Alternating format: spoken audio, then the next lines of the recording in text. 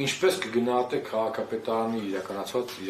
ձնամաքրման աշխատանքները հետևյալ տարածքներում։ Սա ևս մեկ անգամ հիշեցնեմ, միջև վերջի առաջ ձյուններ, բայց անգամ այս պարագայում պատկերը բավականին վատ է։ Եվս 5 բալանոց հանդրակով գնահատել եմ փողոցների մաքրությունը, ձնամաքրման աշխատանքները 3 բալ են գնահատել, բավարար, այսինքն բավարարից ցածր ստացել են մայթերի մաքրման աշխատանքները 2.4 բալ եւ ամենավատը դա բակերում իրականացվող ձնամաքրման աշխատանքներն են 2 բալ։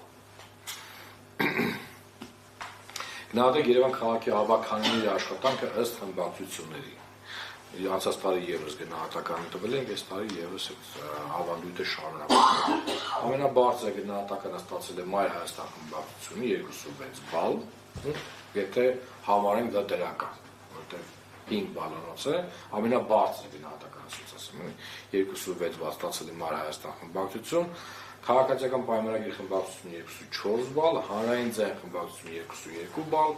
ազգային առաջընթաց խմբակցությունը 2.2 բալ եւ հանրապետություն խմբակցությունը 2 բալ։ Կարող ենք ասել, որ բոլորն էլ միջինից ցածր են ստացել, բայց այդ միջինից ցածրների մեջ ամենաբարձրը Մայր Հայաստան խմբակցությունն է ամենը։ Ոստիկանության աշխատանքի փոփոխությունները վերջին 1 տարվա ընթացքում մենք ստեղ խոսում ենք Երևան քաղաքի կտրվածքով իհարկե։ Լիովին դրական է գնահատել 14.8% եւ ավելի շուտ դրական 30.6%։ Չի փոխվել, նշել են 20%,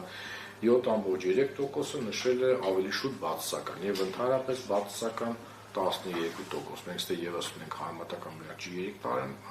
հետ կապված, եթե հարցեր լինի, կարող եք դուք նայել։ Եվ մեր վերջի հարցը կապված է բարեկան ծառայությունն աշխատանքի գնահատման հետ եւ այսպես 25%-ը լիովին դրական է գնահատել եւ 43.3%-ը ավելի շուտ դրական է գնահատել այս ծառայության աշխատանքը ավելի շուտ բացասական գնահատել է 12%-ը եւ ընդհանրապես բացասական 10.8%-ը 8.3%-ը դժվարացել է պատասխան։ Ընդհանուր կտրվածքով տեսնում ենք, որ բարեկան ծառայության աշխատանքը դրական է գնահատվել, մոտ 78%-ը դրական են արտահայտվել դրա մասին։